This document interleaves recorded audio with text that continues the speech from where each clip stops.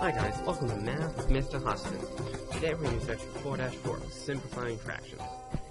Two definitions for you. We have equivalent fractions and simplest form. Equivalent fractions are fractions that have the same simplest form. Simplest form means the numerator and the denominator have no common factors other than 1. We did a lot of this last year, so some of this will be a review. We'll get to some new stuff too. First part, we have to write two equivalent fractions. There's two ways we can do this. One, we can use multiplication. So if we say we're going to multiply the top by 2, we also have to multiply the bottom by 2. So 4 times 2 is 8, 12 times 2 is 24, and we have an equivalent fraction. Second way we can do it is we can use division. We can say, okay, they're both even, let's divide by 2. And we say 4 divided by 2 is 2, 12 divided by 2 is 6. So we have two equivalent fractions, 8 over 24 and 2 over 6. Next part is to write in simplest form. The first one is easier. Okay, we did this last year, so we have to look at 8 and 12 and say the biggest common factor they have in common is 4, so we'll divide by 4. If we do that, 8 divided by 4 we get 2, 12 divided by 4 we get 3. There's my simplest form.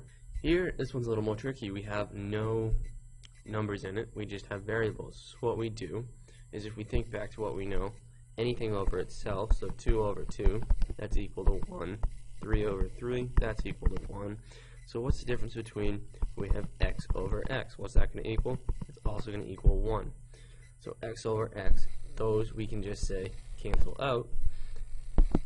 Okay, so we have x on the top, we're crossed out. We're not left with 0. What's left up there is still 1. The x on the bottom got crossed out, and we're left with y. So my final answer is 1 over y. So what we do is we look for the same thing on the top and the bottom, and if we have the same thing, if we have a pair on the top and the bottom, we can cross them out. But we don't put 0, we put a 1. So let's try this one. We have 3ab squared over 12ac. So let's write out without using exponents right now and see what we can. 3ab over 12ac. Let's deal with the numbers first. 3 and 12 can be simplified down. If we divide by 3, we get 1 over 4. Okay, so there's the 1 over 4.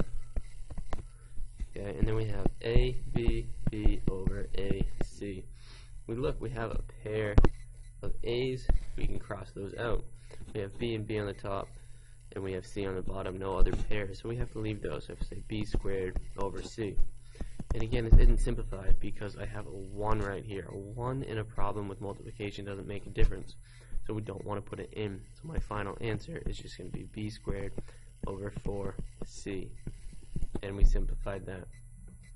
So what we want to look for again is we want to look for the common thing on the top and the bottom when it comes to variables. If they have the same variable on the top and the bottom, we cross them out. That's all, guys. Thank you very much. Don't forget to subscribe.